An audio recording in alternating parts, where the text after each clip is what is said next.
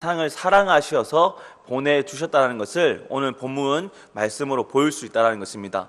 그처럼 오늘 3장 16절 말씀, 요한복음 3장 16절 말씀에는 하나님이 왜 하나님의 일을 어떻게 하셨는지 그 이유와 충분한 조건에 대해서 말씀하고 있다는 것입니다.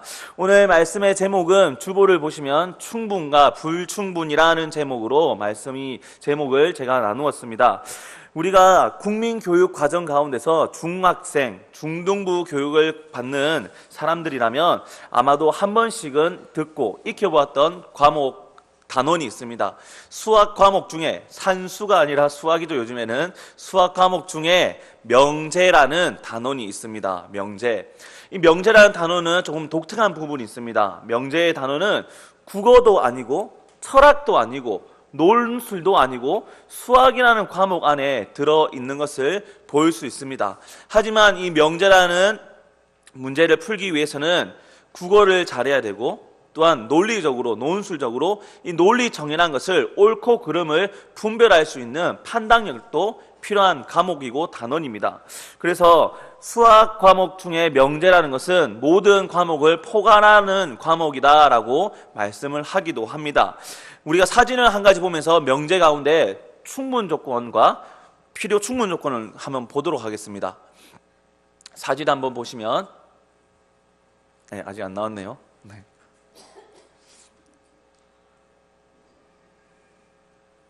네, 사진이 나왔습니다.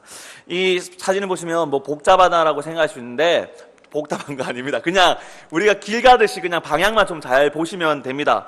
먼저 여기서 P와 Q라는 영어 단어가 나오는데 이것은 명제의 조건부 되는 내용입니다. 수학 시간 아니니까 시험 안 치니까 그냥 느긋하게 그냥 듣고 넘기시면 됩니다. 꼭 이해를 해야 말씀을 은혜를 받는다는 것이 아니라 그냥 참고만 하시면 됩니다. 저도 솔직히 학교 다닐 때 수학 못했습니다. 수학 못했으니까 부담 갖지 마시고 못하는 사람이 말하니까 그렇게 어려운 거 아닙니다. 비슷한 수준이니까 잘 그냥 넘겨 들으시면 됩니다. 자, 이것이 명제를 나타내는 표 중에 필요 충분 조건을 설명하는 예시 그림입니다. 여기서 PQ가 등장하는데 물결 무늬가 있는 것은 부정문입니다. 그래서 P가 아니다, Q가 아니다라는 것을 나타내는 것인데 먼저 여기서 빨간색 줄이 있습니다. 빨간색 줄을 역이라고 합니다. 명제에서 필요 충분 조건에서 역이라는 것을 나타낼 때 빨간 줄의 상호 대치를 보고 그리고 녹색, 초록색을 보시면 이것을 이라고 합니다. 역이 대우 중에 이라는 것을 나타낼 때 이러한 상관 조건을 보일 수 있습니다. 그리고 마지막 파란색 대각선으로 사선으로 그어져 있는 것을 보면 이것이 대우라는 것인데 두 개를 부정하여서 위치를 바꾸어서 말하는 것을 말합니다. 앞에 있는 조건이 거짓이면 뒤에 있는 조건도 당연히 거짓이 돼야 되고 앞에 있는 조건이 반드시 참이라면 뒤에 따라오는 것도 참이 되어야 된다는 것이 명제의 논리 조건이라는 것입니다. 이것을 제가 왜 말씀드렸냐면 요한복음 3장 16절을 보시면 하나님 왜 독생자를 보내셨는가? 그리고 독생자를 보내시지 아니하였으면 하나님이 세상을 사랑하지 아니하였다라는 것이 이 관계에서 드러나기 때문입니다. 다시 오늘 본문 말씀을 한 번 더 다시 보시면 하나님이 세상을 이처럼 사랑하사라는 선행되는 구절이 있습니다. 그 조건 하나님이 세상을 사랑하셨다라는 것입니다. 그리고 뒤에 나오는 구절을 보시면 사랑하시어서 독생자를 보내주셨으니 라고 기록이 되어 있다는 것이죠. P가 만약에 하나님이 세상을 사랑했다. 그래서 Q를 보시면 그래서 독생자를 주셨다라는 그 명제를 이룰 수 있다는 것입니다. 하나님이 세상을 사랑해서 독생자를 보내주셨고 반대로 이것을 역이 대우의 관계로서 조금 생각해 본다면 하나님이 세상을 사랑하시지 아니하셨으면 이 땅에 독생자도 보내주시지 아니하셨다라는 것을 우리가 논리적으로 이해를 할 수 있다는 것입니다. 오늘은 우리가 성탄절을 보내고 있습니다.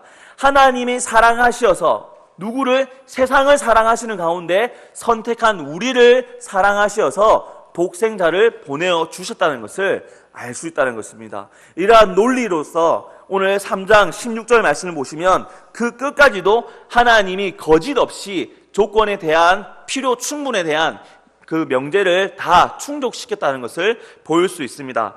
중반절에서 이는 그를 믿는 자마다라고 기록이 되어 있는데, 이는 앞에 있는 하나님 사랑에서 독생자를 주셨다는 그 조건을 그대로 받아들이고 있습니다.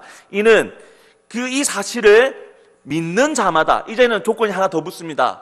하나님이 세상을 사랑하시고 아들을 보내주신 것을 믿는 자라는 조건이 붙는다는 것입니다. 믿는 자, 즉 성도라는 것입니다. 이것을 믿는 성도는 멸망하지 않고 영생을 얻게 하려 하신다라는 조건도 있다라는 것을 생각해 볼 수 있습니다. 3장 16절에는 두 부분으로 나눌 수 있습니다. 사랑하시어서 독생자를 주셨다. 그리고 이것을 믿는 자는 멸망하지 않고 영생을 얻게 하신다라는 답을 얻을 수 있다라는 것입니다. 자, 그를 믿는 자, 성도라고 말씀드렸는데, 그를 믿지 아니하는 자는 그러면 어떠한 결말을 갖게 되는가요? 믿지 아니한 자는 멸망을 받고 영생을 얻지 못한다라는 답을 도출을 할 수 있다는 것입니다. 그러나 우리는 믿음으로 고백하는 성도이지 않습니까? 믿음으로 믿는 자에게는 하나님이 세상을 사랑해서 독생자를 주셨고, 그것을 믿는 자에게는 멸망하지 않게 하시고 영생을 주고자 하는 하나님의 큰 뜻이 담겨 있다는 것입니다. 우리 성도들은 이 요한복음 3장 16절을 통하여서 우리가 얼마나 사랑받는 존재인지, 그리고 사랑받는 존재를 위해서 하나님이 우리에게 베푸신 일과, 그리고 그 믿는 성도들이 멸망을 받지 아니하고 영생을 얻게 되었다라는 것을 논리적으로 이 명제를 통하여서 다시 한 번 더 보일 수 있다는 것입니다. 우리는 하나님께서 이러한 큰 일을 행하셨습니다. 하나님은 우리를 위하여 이 일을 행하셨고, 이것은 논리적으로도 모순이 아니라 필요 충분하고 증거가 되고 증명이 되고 서로 상호 관계 가운데서 더욱더 보탬이 되고 믿음을 더욱더 확실케 하는 바로 성경 구절이라는 것입니다. 우리가 이 구절을 올 한 해 동안 잊지 아니한 것처럼 2017년에도, 그리고 앞으로 살아가는 하나님이 삶을 주시고 호흡을 주시는 그 순간까지, 그리고 천국에 가서도 이 하나님이 우리를 사랑하심을 잊지 않고 열심히 그리고 충성된 자로서 신앙생활하는 귀한 성도들 되기를 예수님 이름으로 소망합니다. 오늘은 성탄절입니다. 뜻깊게도 주일과 성탄절이 겹치게 되었습니다.